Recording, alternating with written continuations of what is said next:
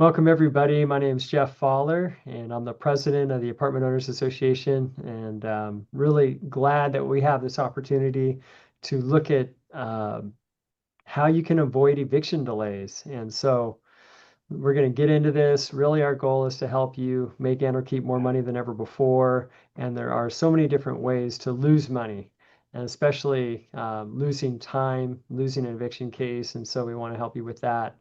And we got a great, very, very sharp attorney that's going to address that subject. One thing, if you didn't know, we do have rent reporting.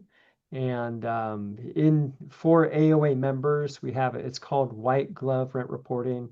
And if you have a building that I believe it's 15 or 16 units or more, then you're required by law to at least offer rent reporting. And this helps your renters increase their credit score. And anyway, so if you want to reward your tenants, regardless of the number of units that you have, you don't have to have 15 units or more. If you want to reward them, then offering that to them and helping them report their on-time rental payments is going to help boost their score for sure. Or most likely, I won't say for sure, it will most likely boost their score, especially over time, their credit score. And anyway, and it's also just a great way to keep people accountable. People get into it, they think they're going to do great, and it just really continues to keep them prioritizing paying you. And anyway, so that's rent reporting. You can call in to the credit check or tenant screening department, and they can fill you in on that a little bit if you'd like to do it.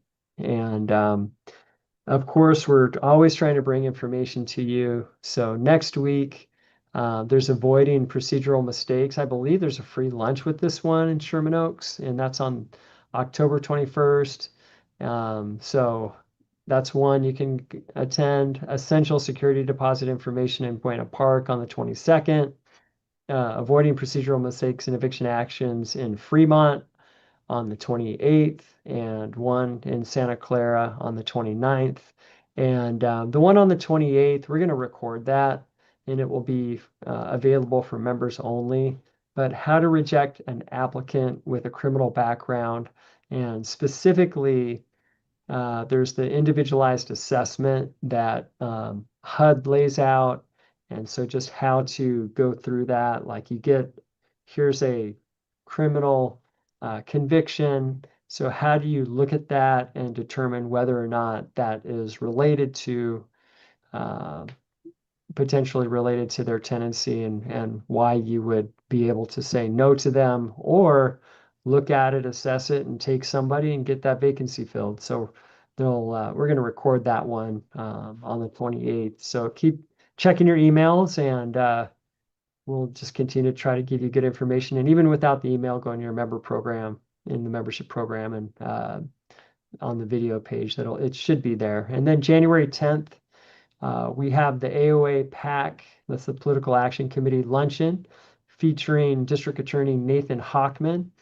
And this is a fundraiser for the political action team. We want to be able to mobilize you and help keep you informed so that you're talking to your city council or board of supervisors or state representative, whatever it might be, so that we all together can fight for property rights.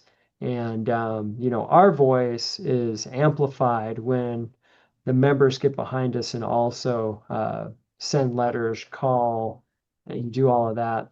So anyway, today, just want to give a shout out to SNS Law Group. Thank you so much for allowing your co-founder and partner to speak to us today. I see they have like all 5-star reviews on Google and Yelp, and their focus is real estate and business law.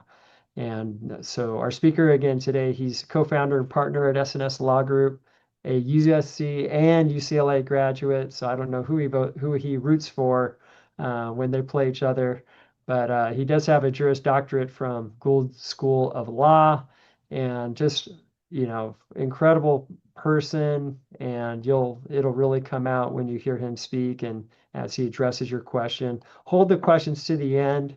and then we can take those. And anyway, so Adrian, it's great to have you on today. Jeff, thanks so much. You're gonna make me blush. Thanks for the kind words. Great to be with you guys. I always get excited to come on here and have a powwow and a talk about, recent developments and how to, avoid costing yourself money by making mistakes when you're going down the eviction rabbit hole. And call it a rabbit hole because there's so many, technicalities that have to be followed these days. I've been doing this for about 11, 12 years now. And I remember the golden age where all you had to do is give a, two-line notice and then file your lawsuit and you'd be done in about 20 days. Those days are long gone, unfortunately. So there's a lot of requirements to follow. Today we're going to talk about uh, how to avoid making mistakes as to those requirements. And some of them are really obvious. There's things that we've talked about in the past and your viewers are probably aware of, and some of them are a lot more subtle.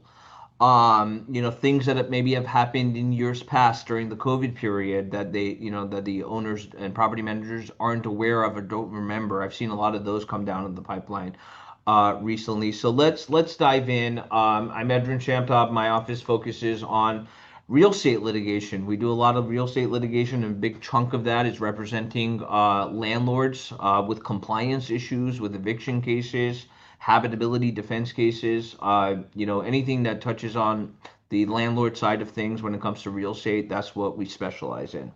So we're going to talk about how to avoid pitfalls and irregularities and logistical mistakes, not just with respect to filing the unlawful detainer complaint and litigating the action, but all of the steps that have to be taken prior to commencement of the action. Let's talk about rent increases. Because I have seen a number of clients come through my door just in the past week where they come and they say, look, I got a tenant who's, not paying their rent and I want to evict them. And it seems like a simple case. Unfortunately, it turns out to be a lot more difficult because of things that the landlords have done in the past where they weren't aware of the requirements and, things, rent increases that they've imposed 3 years ago, 4 years ago, 5 years ago. Now we have to address those, and it prevents us from easily filing the action or serving the 3-day notice to pay or quit. So what you have to know about rent increases, and I always talk about this, uh, it depends on where your property is located. Different municipalities are going to impose different requirements, and also there's statewide laws. So the general rule is that if you're increasing the rent less than 10%, you have to give a 30-day notice. If the increase is more than 10%, you have to give a 90-day notice. And I, again, have a lot of clients who have imposed rent increases and they use the wrong type of notice. And here's where the problem comes about. They increased it 3 years ago by 10, 11%. They only use a 30-day notice to do it. Neither the landlord nor the tenant is aware of the defect. So they come to me 3 years later and they say, guy hasn't paid me for 3 months. I want to get him out. I take a look and I say, the rent increase notice that you gave 3 years ago was illegal. It violated the civil code. And as a result of that, that rent increase didn't actually effectuate a lawful rent increase. So you got to be aware of what type in terms of number of days of notice that you have to provide your tenants when you're imposing a rent increase. So that's what I more recent things that I've seen come up when we're talking about pay or quit notices and getting people out for failure to pay rent. Now, in Los Angeles, if you have an RSO building, this is again very important. Each year it sort of shifts. It shifts somewhere between 3 and 4%. After COVID, they started letting you increase the rent by a couple percent for utilities if you're paying for gas and electricity.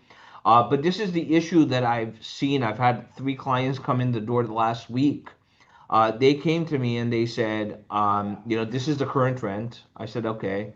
What was the original rent? They give me that information. And I asked them, give me every single rent increase. And what they did, I've seen clients impose rent increases during COVID. Hey, if you had an LA RSO property during COVID, you were prohibited from imposing rent increases. If you did that, not only can you not evict right now, you have to unwind all of the payments. You basically have to go back and figure out how much the tenant has overpaid because that increase was not permissible during that period. And one other thing, this isn't popping up just in the context of eviction cases. I'm seeing landlords getting sued by law firms like BASA. BASA is traditionally a tenant defense firm. They're going on the offense and they're suing landlords to gouge back, to take back all of the rent that was collected beyond the permissible lawful amount. So you got to go back and see, hey, did I impose a rent increase during COVID? And if you did, you got to jump on it immediately and go crunch the numbers and give it back to the tenant and put it in a position where we can move forward. Another thing that I've seen is, rent increases were allowed beginning in February 2024. In Los Angeles RSO buildings, you have to know the amount. I had a client who came in through the door the other day. At that time, there was 4% allowed for rent, and then 2% if you were paying for gas and electricity. I had a client come in, the tenant owes over 30 grand now. 30 grand. Problem is that the client, she did it at the right time. She did it in February 2024, but she did it at 7% instead of 6%.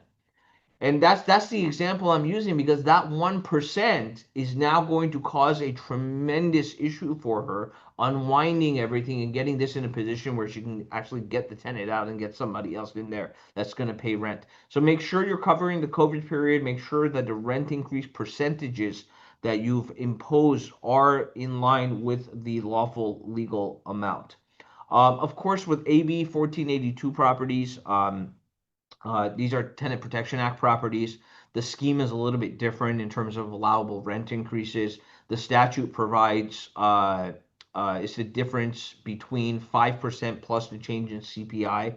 But the numbers kind of fluctuate in Los Angeles between 8.5 and 9% annually. So make sure if you have a non-RSO, LA City RSO property that's subject to the TPA that you're accounting for the permissible amount, which is typically much higher than what you would see for an LA RSO property. Now, let's talk about specific pitfalls outside of the rent increase. Uh, that I see, and it really depends on the specific jurisdiction. And I've said this many times, you have to follow the law of the municipality where your property is situated. Santa Monica is going to be very different than what you see in Los Angeles, than you see in Culver City, so West Hollywood. They all have, specific requirements that you have to follow to make sure that you get your property on track, to get your property back from your tenant who's not paying or who's causing damage. Now, from a statewide level, this is an issue that tenant defense firms have really seized upon recently. When you purchase your property, okay, what you're required to do is to provide a tenant a notice of change in ownership.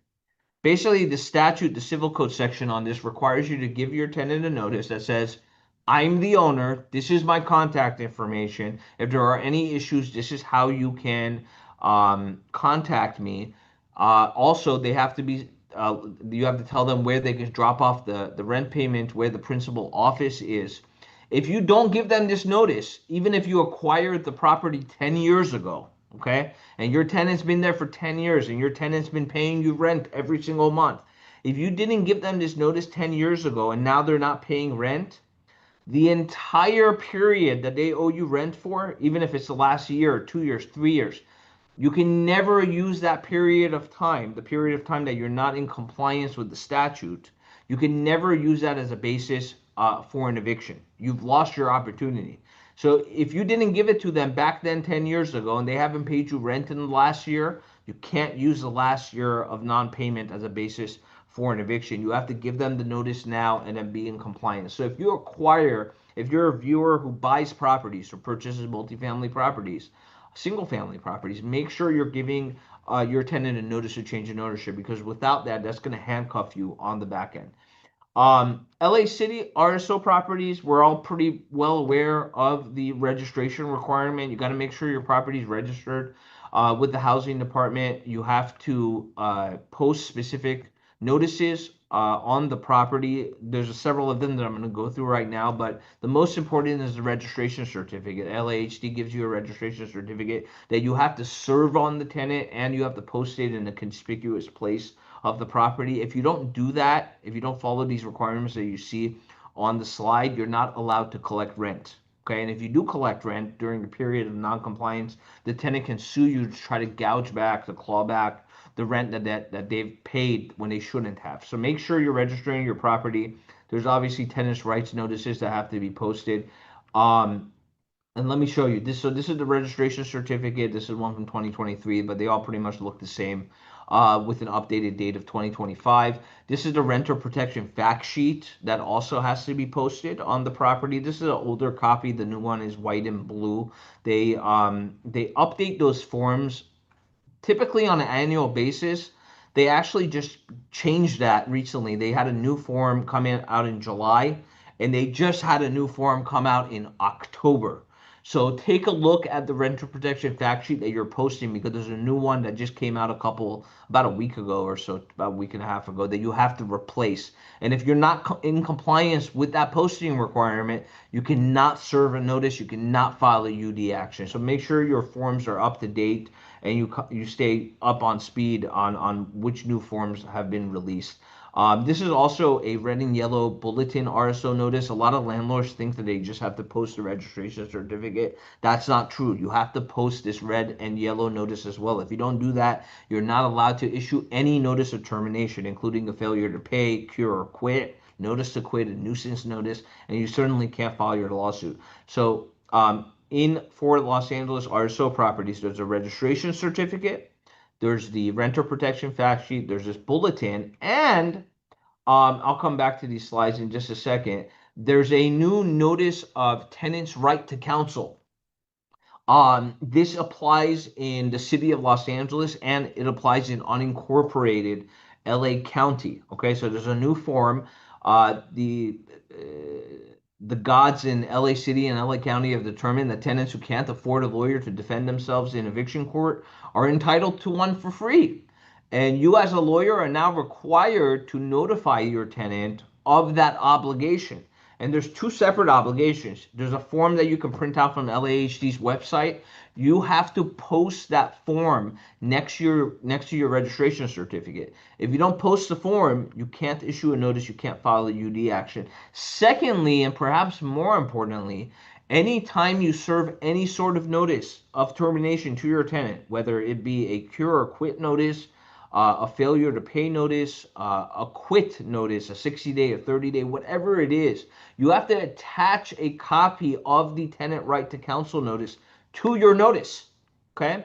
It has to be an attachment, and this is a different type of requirement that we haven't seen in the past. For instance, the renter protection fact sheet does not have to be necessarily attached to the notice, but the tenant's right to counsel does have to be attached. So make sure you're aware of that new requirement. I'm just going to go up just in terms of filing requirements for your notices of termination. A couple years back, the city of Los Angeles created a new obligation for landlords to file with LAHD any notice of termination. So if you do a 3-day pay or quit, cure or quit, 60-day notice to quit, you have to make sure that you file that notice with LAHD within 3 business days of service on the tenant. If you don't do it, and I've seen a lot of landlords who are not aware of this requirement, they go on and they file their lawsuit. Your lawsuit's defective and it's going to get thrown out. So make sure if you're doing it yourself, you're filing it with LAHD within the permissible time period. This is a big one that I've seen tenant defense attorneys come up with, this new theory that they have. In the city of Los Angeles, for RSO properties, there's a requirement for landlords when they take security deposits from tenants, they have to pay tenants interest on the security deposit. A lot of landlords are not aware. They kind of just take the money, they put it in their own checking account. I want to make clear there's no obligation to put it in an interest-bearing account or in a separate trust account or in a separate account. What you are obligated to do is to pay the tenant the interest accumulated from the security deposit. For the past 5 years, those rates have been very low because, of COVID and the financial crisis back in 2008, 2009. The rates have, hovered around 0.5% or so annually. But after the Federal Reserve started increasing interest rates, the interest rate now is about 4.5%. So make sure you're accounting for the interest that's supposed to accumulate on the security deposits. But here's the pitfall. You have to do two things with the security deposit interest. Number one, you have to write to your tenant and tell them how you intend to pay them the interest on the security deposit. There's two ways to do it. One is through a rent credit. Basically, you could just deduct from any specific months that they owe you rent and just take that out of the equation. Or you can just send them a check. But most importantly, you have to notify them of which way you're going to go. If you don't notify them and then you end up filing a UD action, tenant defense firms are going to ask for that notification. And if you don't have it, your case is going to get thrown out. Secondly, you have to make sure that you're paying them the security deposit interest. And this goes to the entire period of time that the tenant has resided there. If you have a tenant that's been living there for 20 years, okay, and now they're not paying you, the tenant defense attorneys are going to come and say, show me every single interest payment annually that you've paid. If you haven't paid them, what I tell my clients is to do the math on the calculation and cut them a check before you start moving on your eviction case, any notices that you want to serve, and certainly before you file your UD lawsuit. We went through the tenant's right to counsel. County of Los Angeles, and this is unincorporated LA County. We all know that the County of Los Angeles, they created their RSO in 2020. It was non-existent beforehand. There's some specific requirements. There's a tenant's rights notice. So number one, you have to register your property with the Department of Business and Consumer Affairs. There's a tenant's rights notice that you have to post on those properties that are in unincorporated LA County. If you don't post that notice, it's the same penalty that you'd see in the city of Los Angeles. You can't serve a notice, you can't collect rent, and you can't file your UD action. One of the biggest material differences that I see between unincorporated LA County and the city of Los Angeles is that in the city of Los Angeles, for a cure or quit notice, so this is a violation of the lease agreement. Let's say the tenant has brought in an unauthorized occupant, or they're parking their vehicle improperly, or they've made modifications to the unit. In the city of LA, you have to just hit them with a traditional 3-day cure or quit notice, perform or quit notice.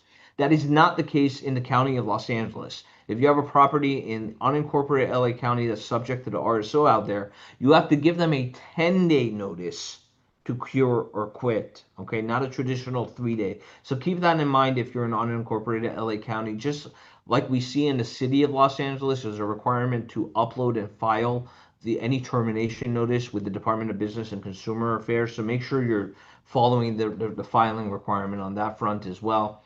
The city of Los Angeles, the city of Santa Monica, the biggest difference I see in the city of Santa Monica in terms of pitfalls is again with the cure or quit notice.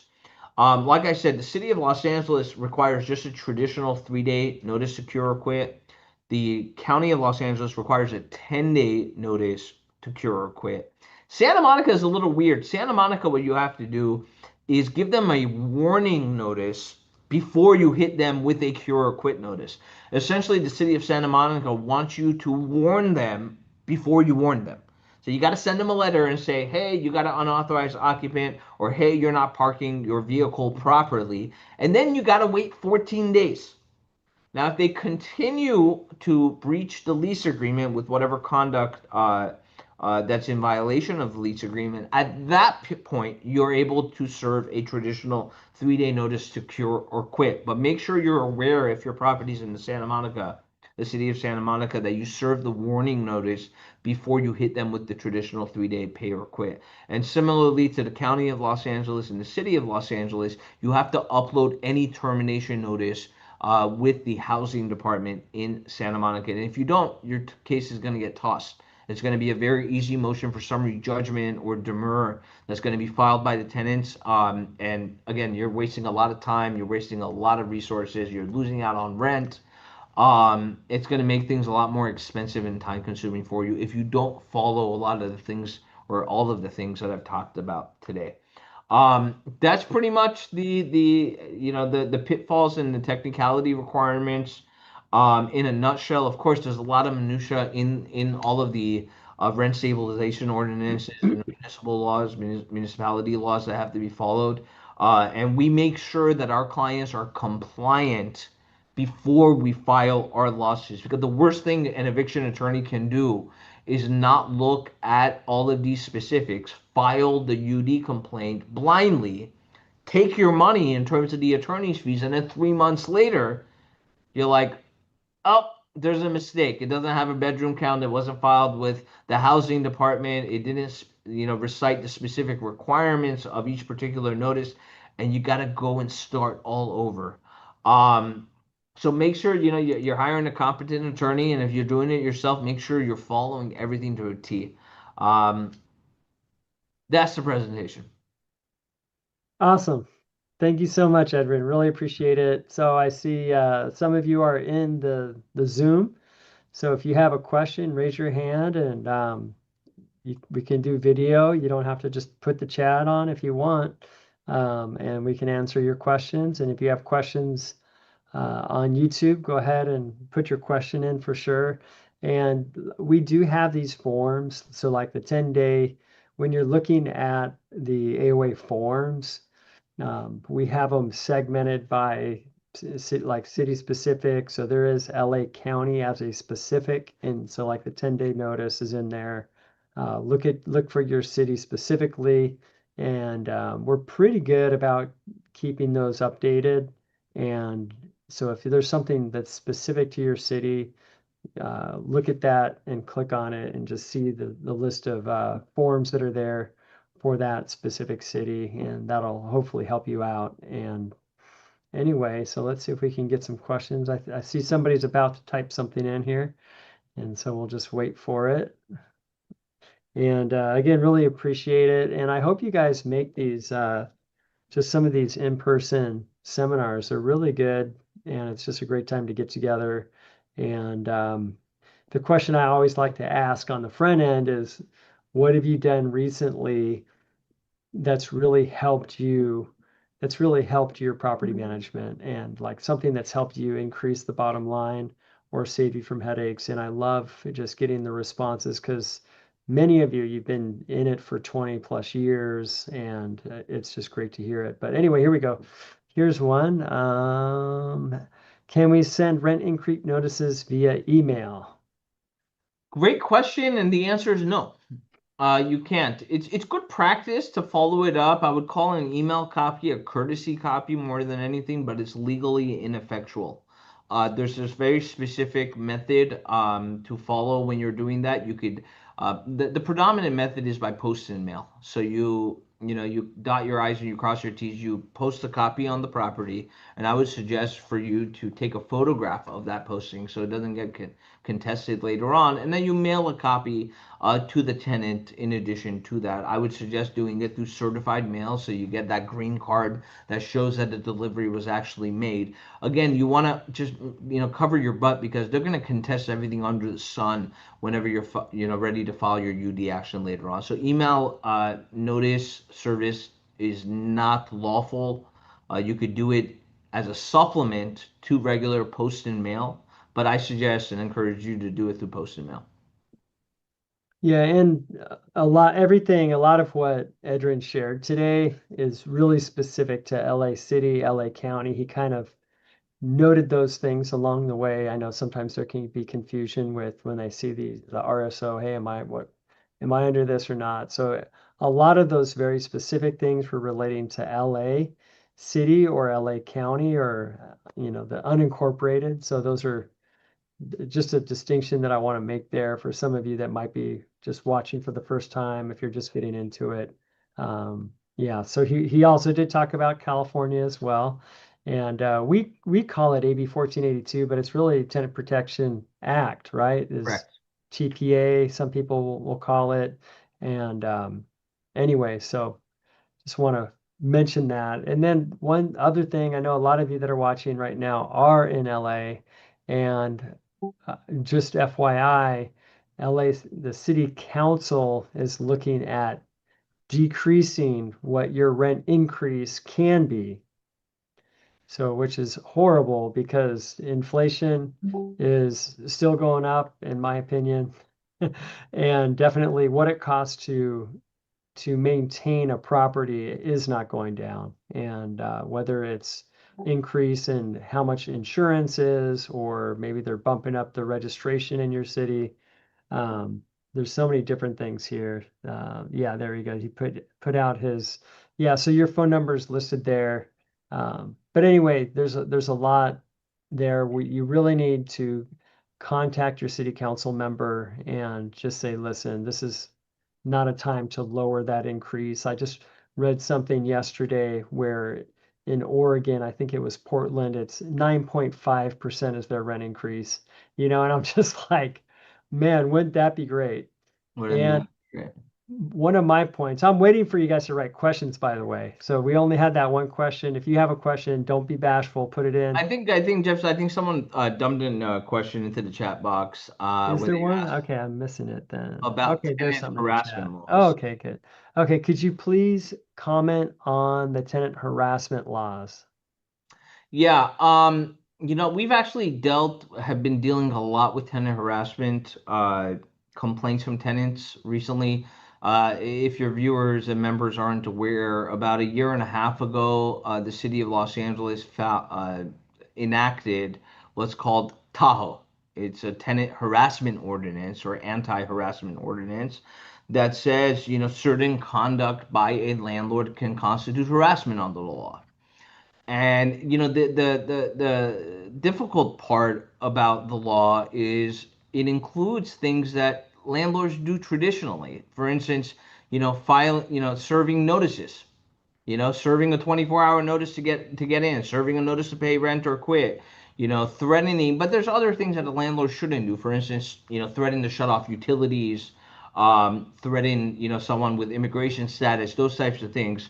But the tenants here's the point: the tenants have really seized on this new law to go on the offense. They started suing landlords because the landlord is, asserting their legal rights. And we've dealt a lot with that because it kind of goes hand in hand with a lot of the eviction cases that we do because we're trying to get out the difficult tenant who's not paying rent or causing damage. And we all know this. The tenant turns around and says, harassment, harassment, harassment. Everything a landlord does these days is harassment. So there's specific ways of getting around that. My suggestion to Sergio is to document everything. Okay, Mm. so there can't be an allegation of an oral statement made by this person or that person.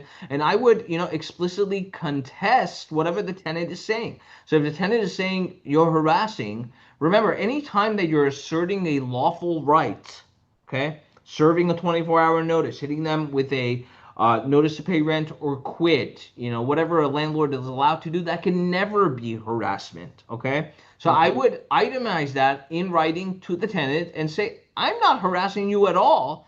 I'm asserting my legal rights in X, Y, and Z way. So then you have a paper trail to disprove what the tenant is saying. So if they ever file a lawsuit, we could try to get rid of that lawsuit quickly. But I have a lot of experience these days over the last year and a half when the new ordinance was enacted in defending landlords against those harassment lawsuits and allegations.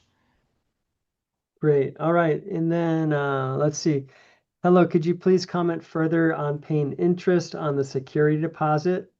When was this made effective? How is it that an owner would have to retro pay if this is a new law? So it's not a new law. No. Yeah. And as far as there's a whole like a history of what the interest is for every year, and that is in the AOA forms. And this is again, this is specific to LA. City of LA. And so if you Yeah. go to the city specific forms, click on LA, there's a drop down there. It says interest payment on security deposit bulletin, Los Angeles. So if you look at that, you'll see what it all is, and then you can, It's been yeah, on the books, I think, for more, if my memory serves incorrect, for more than 20 years. yeah. It's just no one's brought it up as a defense until recently. The tenants started raising this issue because landlords aren't really aware of the security deposit interest payment requirement, but it's been on the books for forever. And that's why I tell my clients to go figure out what the retroactive payment is, because once you pay it, you've cured the issue. If you serve a notice to pay rent or quit or file a lawsuit without fixing that issue, your case is defective. So Mhm. make sure you're aware of the security deposit interest payment obligation. Great. And then could conducting quarterly walkthroughs possibly be considered harassment? Quarterly. Quarterly, I mean, if you're doing it, what, 4 times a year, right? Once every 3 months. Um, I would say it depends. I would say probably not. Here's the issue. So the civil code on entry specifies the reasons for which a landlord can enter. Okay. For instance, if you want to show the property to a prospective buyer in a purchase and sale transaction, you can enter. If you want to do repairs, necessary repairs to the property, you can enter. If the tenant has put you on notice of an issue in the property that they're asking for a repair for, so this is a requested repair, you can enter. And I think there's one or two other reasons in the code. But if you're doing it just to do, you know, um, just general inspections, it's going to make things a little bit murkier. I think you're probably safe if you're doing it on a quarterly basis every couple months. I have some clients who do this every 2 weeks, and I think it's a little tough on the 2 week basis, especially if they're not falling into the other categories of doing repairs or showing it to prospective buyers. But if you're just doing it just to check out the condition of the property, you got to be careful. Yeah, maybe, have a good reason to go in, like those air filters, like changing that out. Maybe you want to change those out quarterly. And so that would be a reason to enter. And yeah, you got to give them 24-hour notice or whatever that you're going to be Checking coming. smoke detectors, carbon monoxide Right, and you detectors, check those kinds of those. So things. there's things that you can do, but that's really that 4 times is a lot. I, It, I it's just generally speaking, like it's a bit from much. other housing providers that I talk to, that's a little bit more than normal. So usually I'd say people do it about twice a year. It doesn't mean you don't walk the property, but actually being in there might be a little bit, it's a little more than what people normally do. All right, Kevin on YouTube.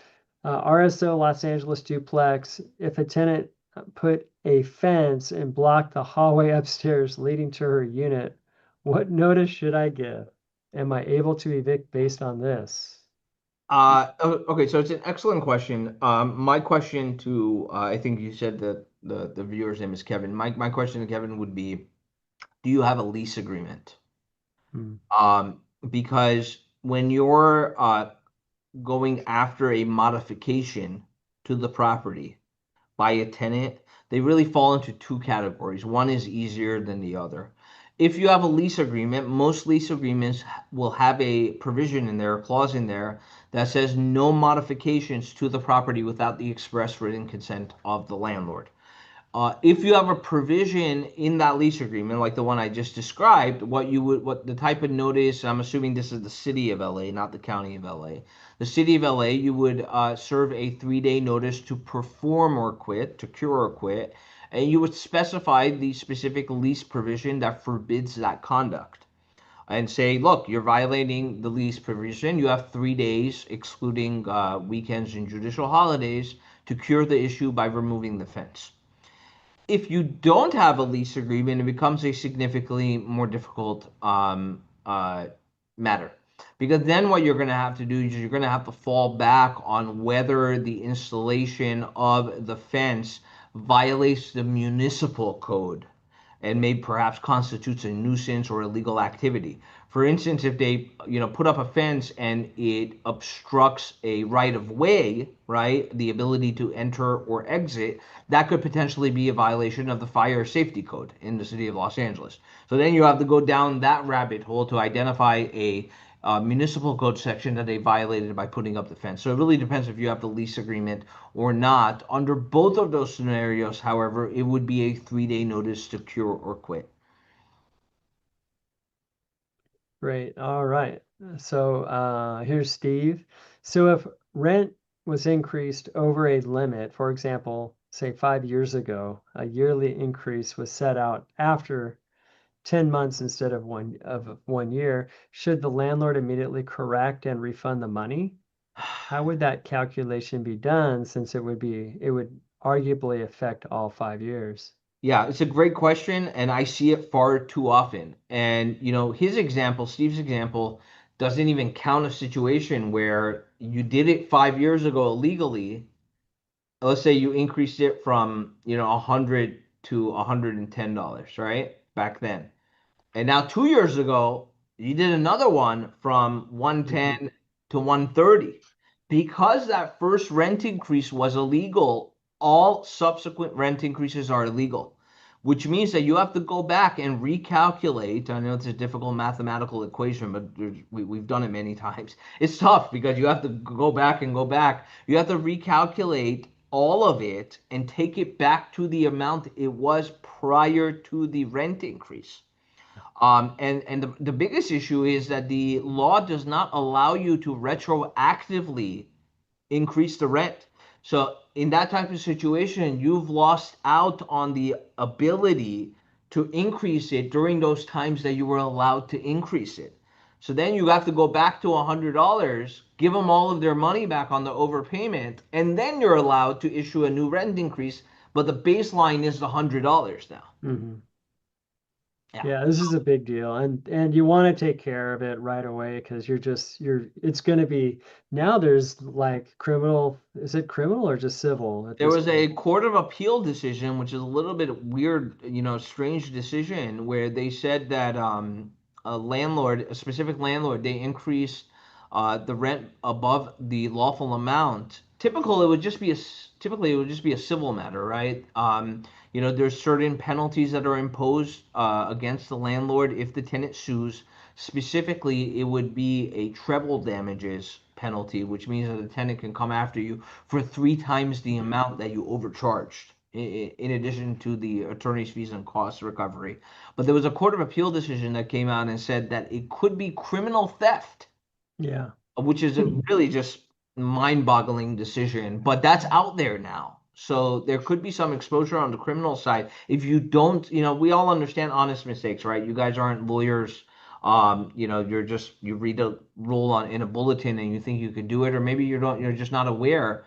That's once you realize that you've made a mistake, you got to unwind it. So the best practice is to give them the money back. Yeah. All right, Jay Lentz, how far back on security deposit interest? And looking at our trusty little chart here, it goes all the way back to 1990. 35 years. Yeah, so it's been around for a while. All right, so the next one, Teresa, City of LA, we paid interest on a rent credit in December of 2024, but did not serve a notice to the tenants at that time. Can we still serve this notice now? Yeah, I think what she's talking about is a requirement to notify the tenant as to which of the two options to hand over the security deposit interest, either as a rent credit or as a affirmative payment. Yeah, you could serve it now. Look, as long as you do it now, you come into compliance. The only problematic times is when you start issuing notices and filing lawsuits without coming into compliance first. And unfortunately, a lot of people are just not aware of the obligation. They might even be aware of the obligation to pay the interest, but they're not aware of the obligation to notify the tenant of which route they're going to take to pay that interest. So yeah, you could do it now, and I encourage you to do it if you haven't done so yet. All right, so we have TK in Orange County. Do we, and it's just coming in right here. So do we need to provide refrigerator and air conditioner to keep air temperatures cool like the new laws in Los Angeles? In Orange County, so it's specific to LA right now. This they're just trying to increase the cost for the landlords where there's a new obligation on the horizon to provide appliances, right? Before you weren't, really required. I don't believe as we sit right now that Orange County has a corresponding obligation. But I can certainly figure that out quite quickly. I doubt it. Orange County is typically, and Jeff, maybe you can correct me if I'm wrong on that. Well, I think Gavin Newsom just signed the AB 628 It's a And statewide so law.